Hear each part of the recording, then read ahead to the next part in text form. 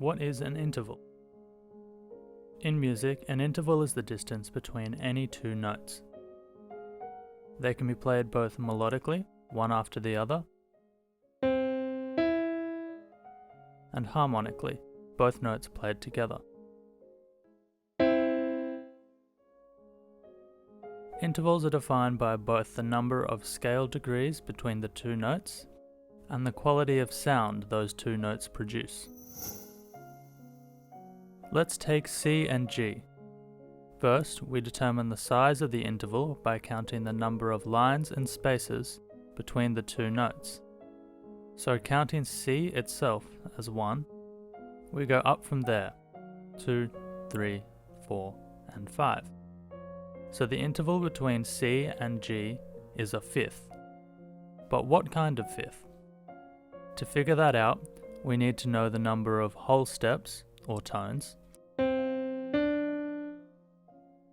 and half steps, or semitones, between the two notes. This can be seen easily on a piano. So here we have C, and from C to G there is a distance of 7 semitones, or 3 tones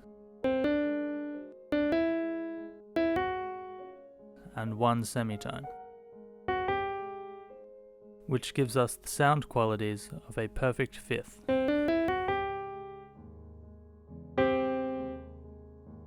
So then, what kinds of intervals are there, and how do we get those intervals? Typically, you'll find major, minor, perfect, augmented, and diminished intervals. Here, you can see the intervals in a major scale between the first note and the other notes in the scale.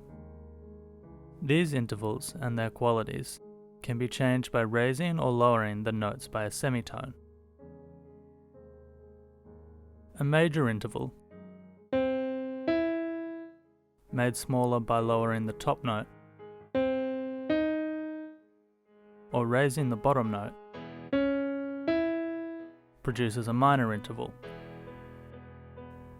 Using the same methods, a diminished interval is produced by making a minor or perfect interval smaller.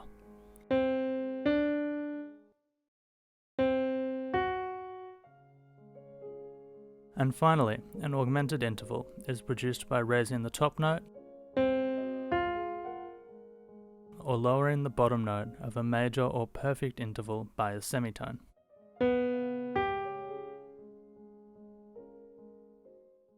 Moving forward, you can also have doubly augmented or doubly diminished intervals, which can lead to problems with spelling intervals while practicing aural skills.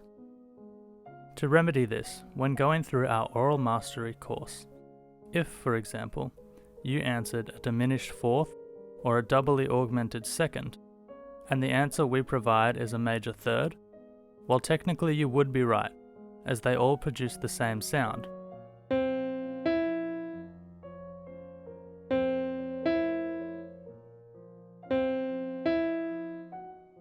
But for simplicity's sake, we'll be primarily writing the answers as major, minor, and perfect intervals, the exception being the tritone, which we will notate as an augmented fourth when ascending and a diminished fifth when descending.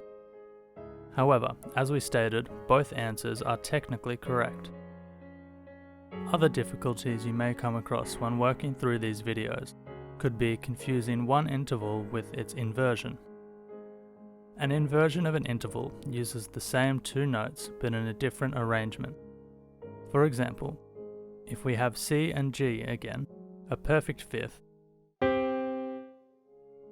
but instead you play them as G and C, you then have a perfect fourth. Same notes, but a different interval. So because every interval can be inverted, this is something to be wary of if you are frustrated and seem to be repeatedly making mistakes. Your ears themselves may be playing tricks on you. But don't worry, all you need to do is continue to practice and it will start to become clearer. So that's all for this video. If you have any further questions or there is something you'd like us to cover in the future, please feel free to leave them in the comment section below. Thank you for watching, and good luck with your studies.